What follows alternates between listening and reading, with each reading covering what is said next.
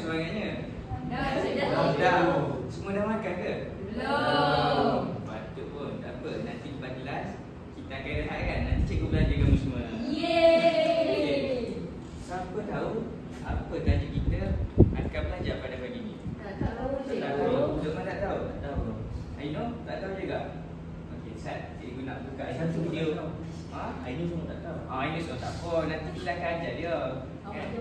Okey, nanti cikgu akan tunjuk satu video untuk kamu tonton dan kita kenal pasti apa tajuk kita akan belajar pagi ni. Baik cikgu. Tiga.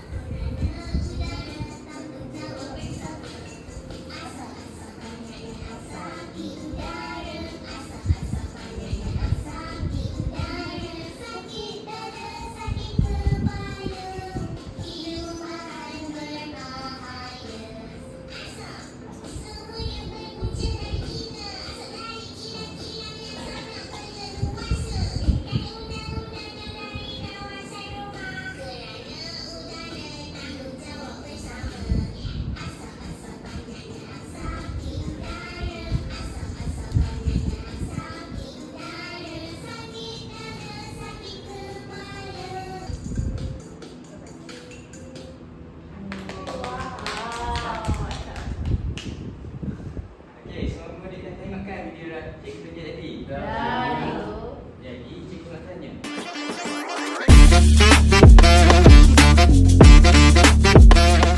Asap. Asap. Asap. Asap. Asap. Okey. Okey, cikgu tanya. Dalam video tadi kan tunjuk asap. Apa yang boleh asap lakukan kepada terhadap diri kita? Sakit dada. Tidak ada. Sakit kepala. Sakit kepala. Okey, siapa tahu kenapa asap ni boleh menyebabkan kita sakit kepala, sakit dada dan sakit lain-lain. Sebab kotor cikgu. Sebab kotor. Jadi teman, saya tak tahu cikgu. Saya tak awak tak tahu. Tak apa, nanti cikgu beritahu. Kan?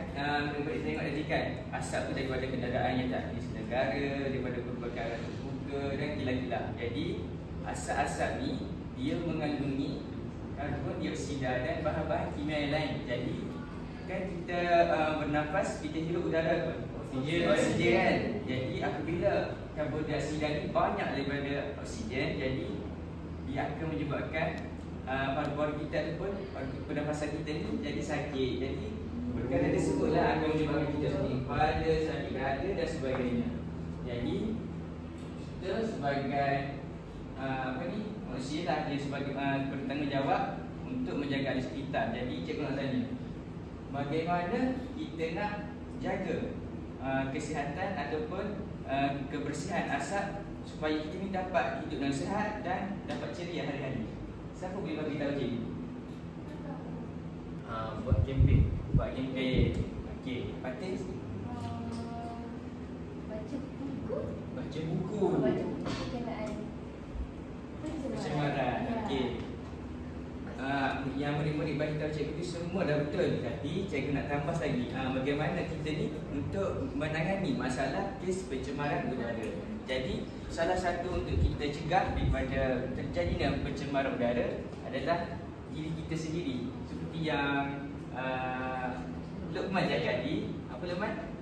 Buat kempen. Buat kempen kan. Jadi contoh, apabila ada kempen tentang pencemaran udara ni, dia sedikit sebanyak kita dapat tahulah keburukan apabila kita tidak menjaga alam sekitar, terutamanya udara. Jadi apabila kita hadiri kempen tersebut, mereka atau pihak yang berkuasa boleh memberi langkah-langkah untuk kita menjaga kebersihan udara. Selain itu, kita juga boleh menasihati Ataupun kita boleh menegur lah kepada siapa, rakan-rakan ke, ibu bapa kita ke, adik abang kita ke, tentang penjagaan kebersihan udara. Contoh,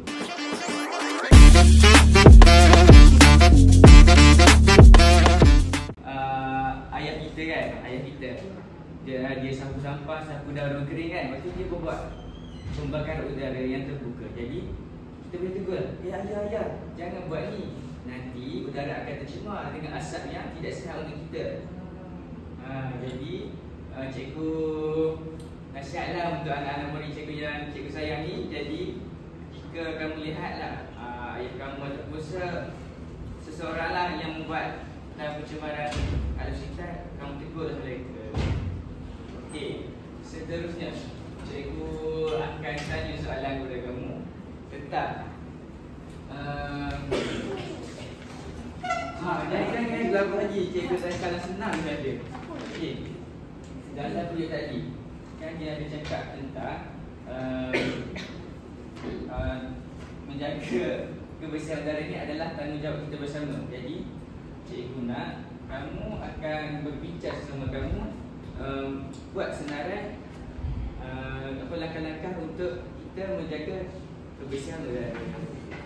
Cikgu bagi masa kepada kamu 2 minit saja. Kita nak buat kat mana? Nak buat kat mana? Kita buat kat dalam kumpulan. Kertas dia besar. Kita ada kertas dulu. Ni kertas.